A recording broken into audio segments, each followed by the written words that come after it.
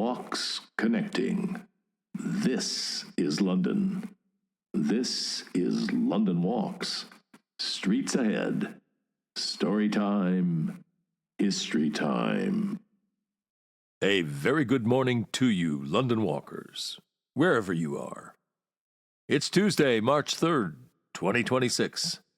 And here it is. Here's your daily London fix. Do you ever feel the urge to casually demolish your friends at a quiz night? Not brutally, not with bad manners, just efficiently. A gentle clearing of the throat, a sip of something civilized, and then fact deployed, room silenced. Here's a very good one. The highest mountain in the world owes its name to a Welshman who died in Hyde Park Gardens. Yes, Hyde Park Gardens, here in London. Pause. Let that settle. Because on this day, March 3rd, 1790, Sir George Everest was born in Brecknockshire, Wales. 2 days after St. David's Day, practically wrapped in a leek and handed a measuring instrument. Now here's the first surprise. Everest never climbed the mountain. He measured things. He was a surveyor, a mathematician, a man of angles, patience, and formidable stamina.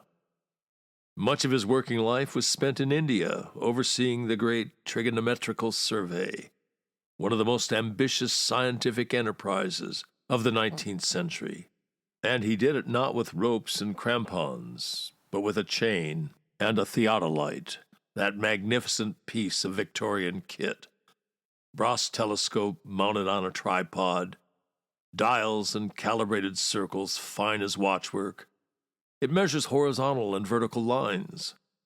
With those angles and a known baseline, you can calculate height and distance through triangulation without ever setting foot on what you're measuring. In other words, Everest conquered mountains with mathematics. Now here's the London turn in the story. Everest retired to London. He became a Fellow of the Royal Society. He moved in the orbit of the Royal Geographical Society, the beating heart of British exploration culture. He died in London in 1866 at his home in Hyde Park Gardens, and he's buried in Greenwich Cemetery. Greenwich. Of course it's Greenwich. Longitude, navigation, prime meridian. The hill with the observatory perched on top like a scientific crown. The place from which Britain measured the world. You could not stage it better. Now, the mountain itself. In Tibet, it was known as Chomolungma, goddess mother of the world. In Nepal, Sagarmatha, forehead of the sky. Say those names aloud. They have altitude built into them. In 1865, Everest's successor, Andrew Waugh, proposed naming the peak after his former chief. The decision was processed through the machinery of imperial science, the maps, the journals, the London institutions. Everest himself reportedly preferred local names to be used. And here's where it gets delicious. George Everest pronounced his surname Everest, not Everest, which means, yes, we've all been getting it wrong. If I were a purist about these things, I would now return to the starting line and re-record this entire program, carefully saying Everest every single time through. I'm not going to do that, but indulge me for a moment. Everest. Eve. Rest. Those aren't just syllables. Eve, the mother of mankind, the beginning of the story. Rest, the hush at the end of the day, the long exhale, the silence after striving. Stand in the Himalayas at dusk, the light draining from the sky, the goddess mother of the world turning violet in the last of the sun, and whisper it properly, Eve, rest.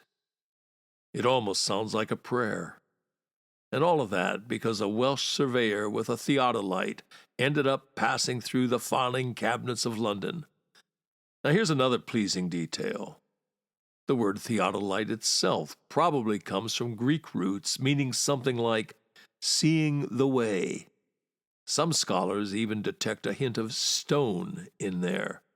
Seeing, way, stone. Which, when you think about it, is practically the London Walk's mission statement. We see the way through London stones. Not just see them, see into them. Constable put it beautifully. We see nothing truly till we understand it. That's the shift. From looking to seeing. From seeing to understanding. The Rosetta Stone didn't invent ancient Egypt. It simply helped the world read it. That's not a bad description of what a great guide does. Now layer in one more London echo. In 1953, when Edmund Hillary and Tenzing Norgay reached the summit, the news broke in London on the eve of Queen Elizabeth II's coronation. London woke to two headlines. New Queen, highest mountain climbed. Measurement, empire, ceremony, geography, symbolism, all braided together. And you know something? When I started putting this one together, I had a feeling from the get-go. It began as quiz night ammunition, a neat fact, a Welsh birthday, a mispronunciation, and somehow we've ended up at twilight in the Himalayas, whispering something that sounds almost liturgical. That's range. I'm not a faceless bureaucrat shuffling historical paperwork. I'm David, the London Walk's capo, wildly, maniacally curious about just about everything. If I discover that the world's highest mountain is mispronounced, that its naming runs through London science, that it rests properly in Greenwich soil, I want to share it. Geoffrey Chaucer had it right about his Clerk of Oxenford. And gladly would he learn, and gladly teach. That's the flame. And if you're listening to this, chances are it burns in you too. It certainly does in London Walkers. I see it every day. That spark when a fact shifts angle and suddenly opens up, which brings us home. Because London has always been outward-looking. From Greenwich's Hill to the East India Company's global sweep. And if you want that strand teased out with diplomatic precision, Lisa Honen's East India Company walk is a masterclass. From Greenwich's Hill to the East India Company's global sweep, this city has measured, mapped, and interpreted the wider world.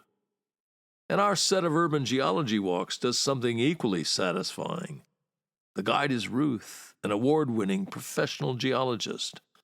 Her walks reveal the vanished tropical seas in the stones beneath your feet, the tectonic collisions that shaped continents, the same colossal forces that lifted Everest skyward. Seeing the way through stone. So today, March 3rd, let's raise a glass to Sir George Everest, or Everest if you prefer. Born in Wales 2 days after St. David's Day, died in Hyde Park Gardens, buried in Greenwich, and forever tied to the roof of the world, because London science fixed his name there. Adieu, adieu. We part company for now, but carry this with you. The next time someone says Everest, you'll hear something slightly different. You'll hear Eve. You'll hear rest. You'll hear the hush of Himalayan dusk, and perhaps the quiet confidence of a brass theodolite clicking into place on some long-vanished survey line. That's London reaching out, reaching afar. This is London calling, London Walks connecting. This is London, streets ahead, story time, history time. And until next time, keep seeing, and if you can, see into. See you next time. That'll be tomorrow.